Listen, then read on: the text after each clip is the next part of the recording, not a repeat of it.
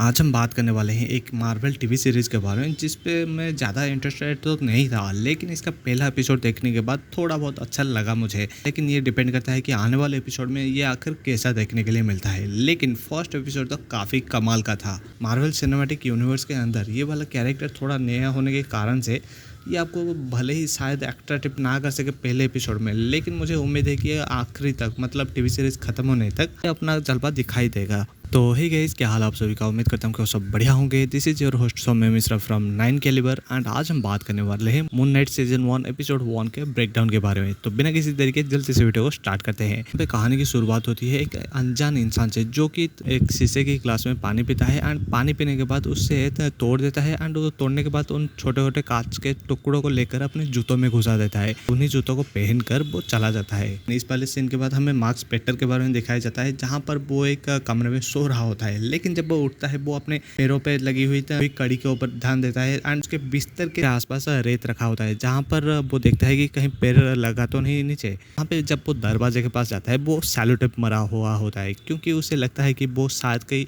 नींद में चलते चलते बाहर क्यों ना चला गया होगा। वो इसलिए करते हैं क्योंकि हमारे जो मार्क भैया होते हैं उन्हें ये पता नहीं होता है कि वो जब सोते हैं तो वो कहाँ पर जगते हैं एंड जगते हैं तो हैं वो कैसे जगते हैं। इसी के चलते हुए वो इतना प्रिकॉशन के साथ मतलब सावधानी बरतते हुए सोते हैं। ओवरऑल अगर कहा जाए ये जो मार्वल का टीवी सीरीज है मूनलाइट, यहाँ पे आपको कई सारे ऐसे रेफरेंस मिल जाएंगे जो कि दूसरे कई सारे सुपर हीरो मूवी को रेफरेंस करते हैं। जैसे कि पहला रेफरेंस के हिसाब से मान लो कि मार्क स्पेक्टर जिस जगह पे काम करता है वो दरअसल एक म्यूजियम होता है एंड यहाँ पे अगर आपको नहीं पता है तो मैं आपको बता दूँ कि वंडर वुमन जो है वो भी दरअसल एक म्यूजियम में काम करता है। यहाँ पे मार्क स्पेक्टर को अपना मनपसंद काम तो नहीं मिलता, लेकिन वहाँ पे वो एक गाइड का काम करना चाहता है जहाँ पर वो मिस्र के ऊपर एंशिएंट इजिप्ट के ऊपर कुछ बातें कहना चाहते हैं आज एक गाइड के हिसाब से, लेकिन उन्हें वो वाला जॉब तो देखने के लिए नहीं मिलता। इसी चक्कर में तो उनका सबसे बड़ा वाला जो करता है उनके बॉस के द्वारा।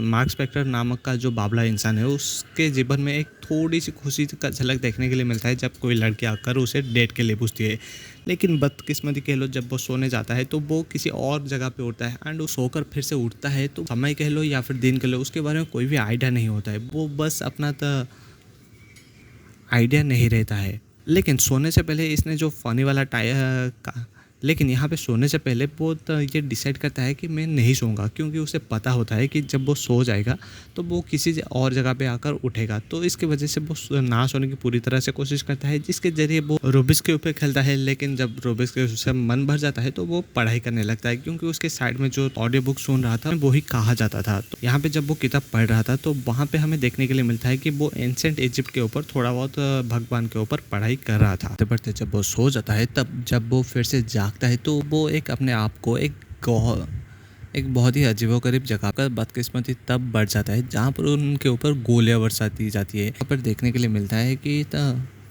यहाँ पे मार्क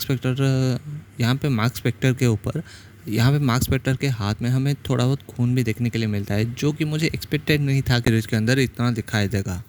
ट्रक वाला सीन देखने के लिए मिलता है एंड जहाँ पर वो ट्रांजिशन पड़ता है ओ भाई मतलब वो क्या ही लगता है। टोटल 40 मिनट के एपिसोड के हिसाब से देखा जाए तो 4 सीन ऐसे हैं जहाँ पर आपको थोड़ा बहुत हंसी आ सकता है।